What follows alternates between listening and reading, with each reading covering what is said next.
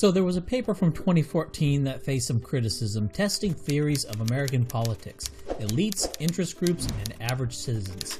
And they looked at 1,779 policy changes from 1981 to 2002. In 2015, Martin Gilens did a follow-up where he looked at 2,245 policy changes from 1964 to 2006. And what these guys found was that policy changes were driven entirely by elite opinion and to a lesser extent by special interest opinion. According to them, average citizens' preference had almost no effect on policy change. Whether the average citizens 90% opposed a policy or 90% supported a policy, it still had about a 30% chance of happening. With economic elites, the story is radically different. If they all oppose something, it doesn't pass.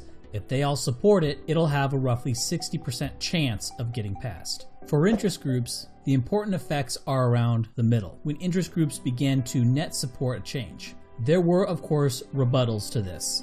The main criticism was that median income Americans won 47% of the time. And as far as I'm aware, this is true, and Martin Gilens did not challenge this figure. But how can this be the case, and at the same time, this graph showing no apparent impact of average citizen opinion? How can this also be true? Well, the reason for this is thresholds. If 51% of average Americans support X and 49% of elites also support X, and X gets passed, then that's coded as the average citizens overpowering the elites, because the elites net oppose that. On the other hand, if 25% of average Americans support Y, but 75% of elites support Y, and then Y gets passed, that's then coded as the elites overpowering the average Americans, so that's one win for them. So, given these two events, it's 1 and 1, right?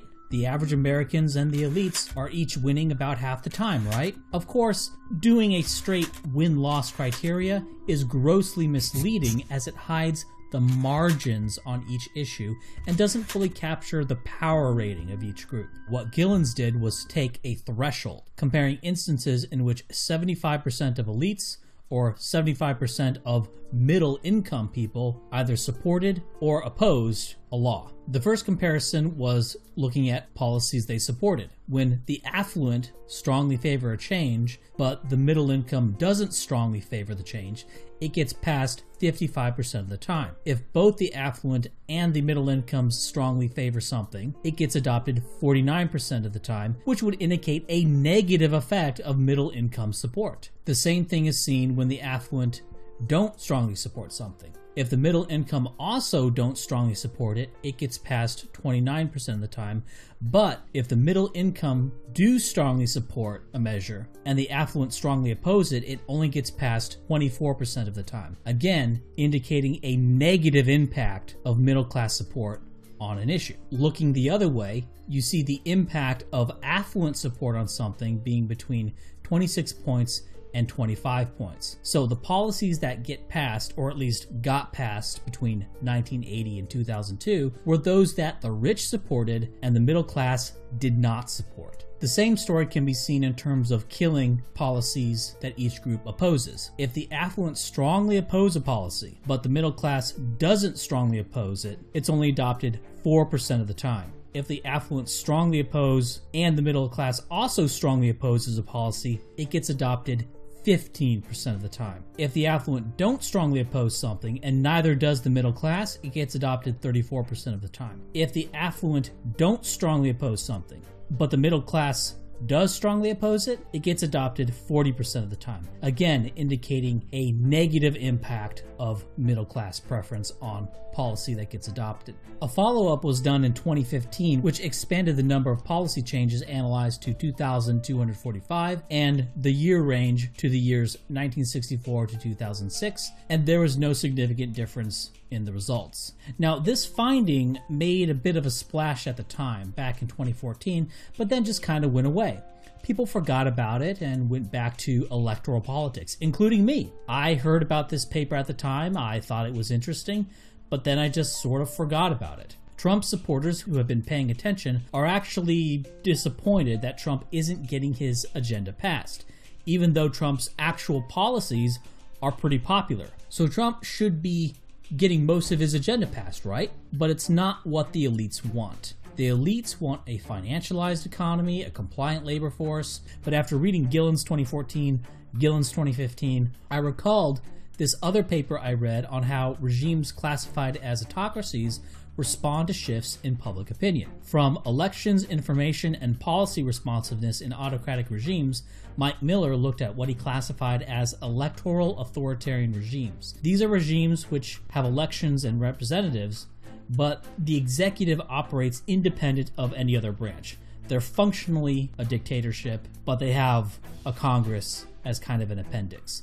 This unique situation allows for us to see an executive that doesn't have to legally respond to a Congress, but still gets the information of an election, which is salience-weighted public opinion. In Miller's analysis of 269 elections in 86 countries from 1975 to 2004, he found that a 20% loss in legislative seats for the autocrats' party corresponded to a 0.26% increase in education spending and a 0.29% increase in social welfare spending. A 20% increase in the seats of the ruling party corresponded to an increase in military spending of 1.65%. Now, with these countries classed as electoral authoritarian regimes, they're starting with much lower levels of education and welfare spending than the U.S. is at now. So I don't think it would be appropriate to use these metrics as an indicator of policy responsiveness in the U.S. Moreover, the U.S. doesn't have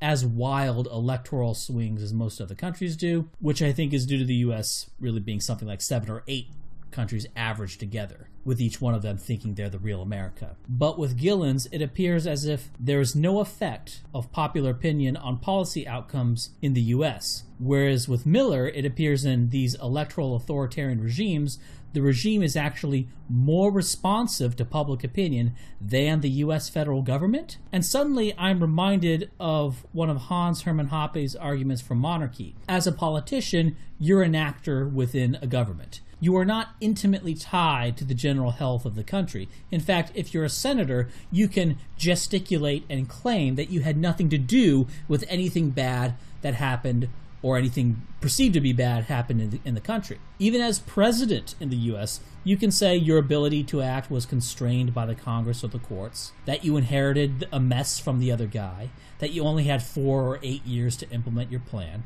And maybe it's really true. Maybe there really is no single actor or group of actors that you can blame in the US. The buck doesn't stop anywhere. But if you're, say, Pinochet, and you have total ultimate control over everything going on in Chile, well, if something goes badly, there's no one else to hide behind. You can't blame the Republicans or whatever because you're the only ones in power. In the US, you can pick a side. And then if anything goes wrong, it's either because of the other side, or if your policy was implemented and that went wrong, well, it's because of those lousy Democrats corrupted the policy, or the Republicans crippled Obamacare. It wasn't really what we wanted.